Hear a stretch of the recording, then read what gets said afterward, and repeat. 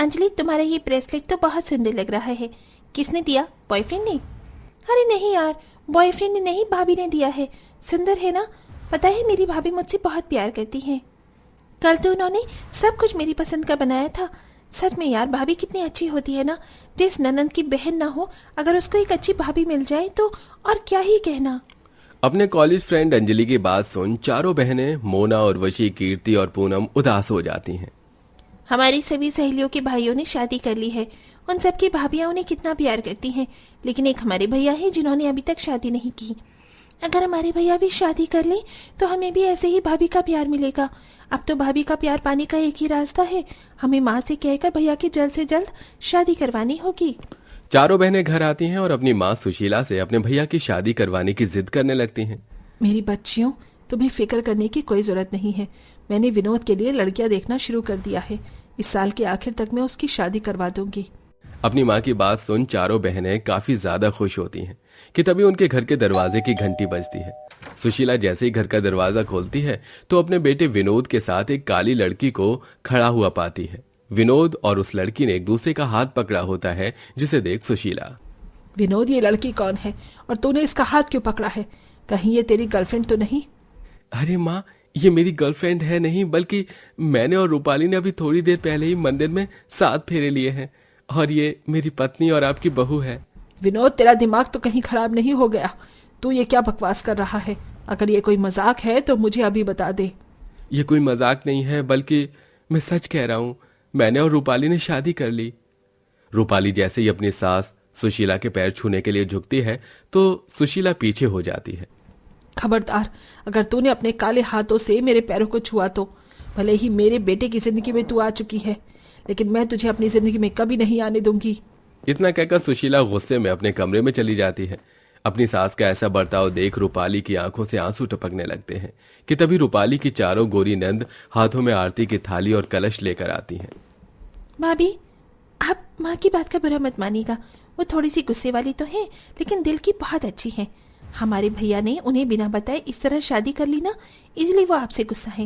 लेकिन आप देखना, समय के साथ साथ उनका गुस्सा बिल्कुल शांत हो जाएगा। हाँ भाभी, और वैसे भी हम तो भैया की शादी जल्द से जल्द करवाना चाहती थी, लेकिन उन्होंने खुद ही शादी कर ली। भैया लाइफ में पहली बार अपने कुछ अच्छा डिसीजन लिया है।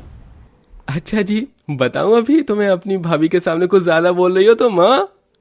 अपनी नंदों की बात सुन रूपाली को हंसी आ जाती है, जिसके बाद अब चारों गोरी नंद मिलकर अपनी इकलौती काली भाभी का गृह प्रवेश करती हैं।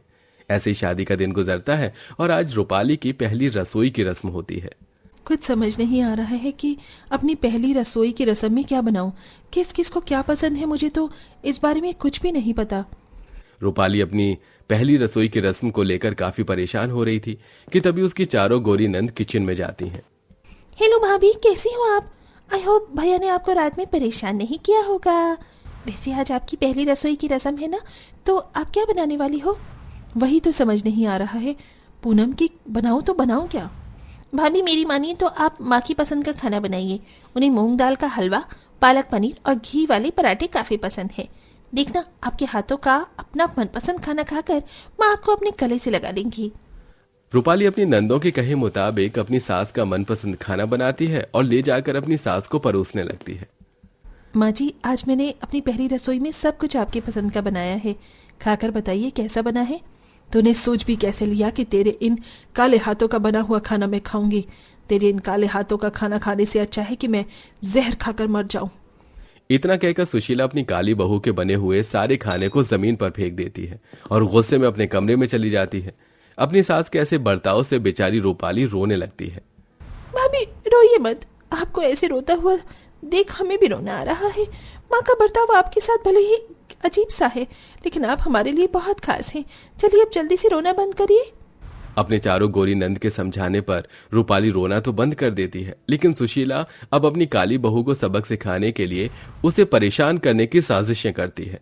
बड़ा घर होने की वजह से सुशीला ने घर में 3 से 4 नौकरों को रखा हुआ था, लेकिन अब वो अपने सारे नौकरों को घर से निकाल देती है और घर के काम के सारी जिम्मेदारी रूपाली को दे देती है, जिसके चलते रूपाली सुबह 5 बजे से रात के 11 बजे तक घर के कामों में ही लगी रहती है।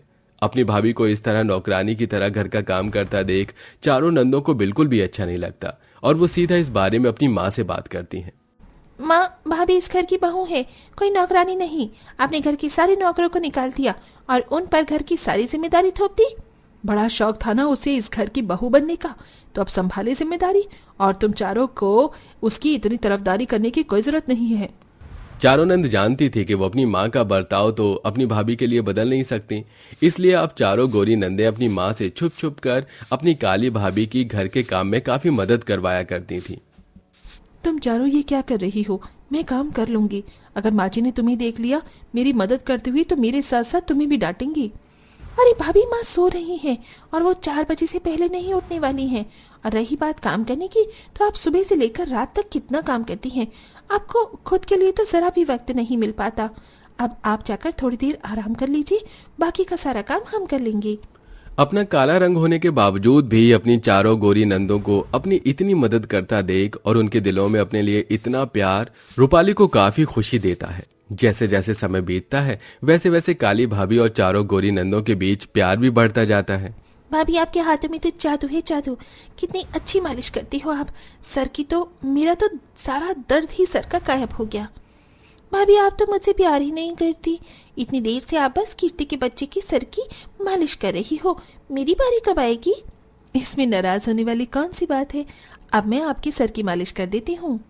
अपनी चारों गोरी बेटियों और काली बहू के बीच में इतना प्यार देख सुशीला काली भाभी और चारों गोरी नंदों में लड़ाई करवाने की काफी कोशिशें करती है, लेकिन उसकी सारी कोशिश नाकामयाब होती हैं। ऐसे ही समय गुजरता है और आज सुशीला की दोनों बड़ी बेटियों मोना और उर्वशी को देखने के लिए रिश्ते वाले आए होते हैं।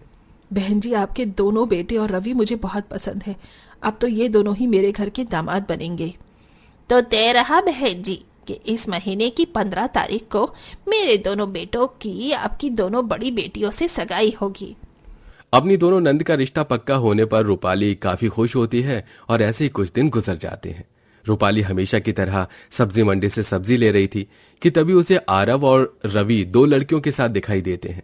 दोनों ही भाई उन दोनों लड़कियों के काफी क्लोज होते हैं और वो सब सड़क किनारे स्मोक कर रहे होते हैं। ये तो वही लड़के हैं जिनसे मोना और उर्वशी का रिश्ता तय हुआ है।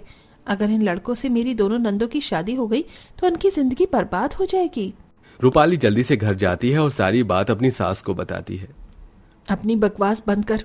मैं जानती हूँ जिस तरह से मेरे गोरे बेटे ने तुझ जैसी काले लड़की से शादी की है, तो तू यही चाहती है कि मेरी चारों गोरी बेटियां भी तुझ जैसे काले लड़के से ही शादी करें।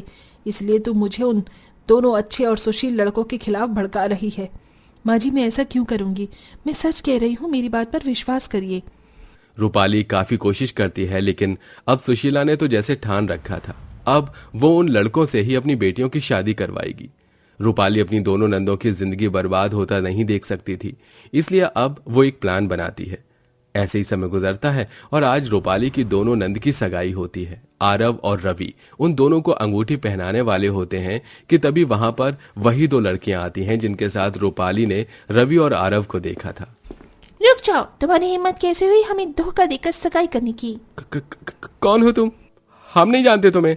नहीं जानते तो तुम्हारी जुबान क्यों लड़खड़ा रही है? रूपाली, बस बहुत हो गया।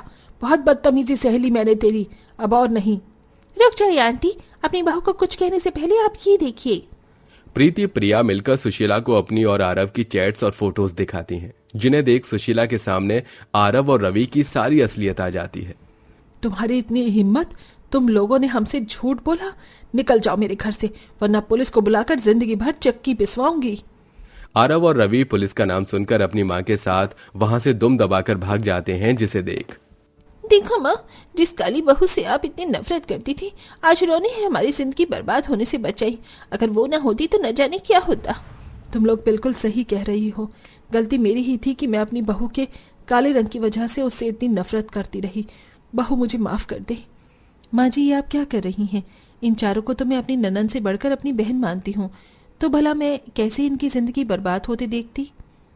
आखिरकार सुशीला अपनी काली बहू को दिल से अपना लेती है, जिसे देख उसकी चारों गोरी नंदे काफी खुश होती हैं और अब सभी लोग मिलकर हंसी खुशी एक साथ रहते हैं। क्या आपकी भाभी भी आपको मुसीबत से बचाती हैं? कमेंट करके जरूर बताइएगा।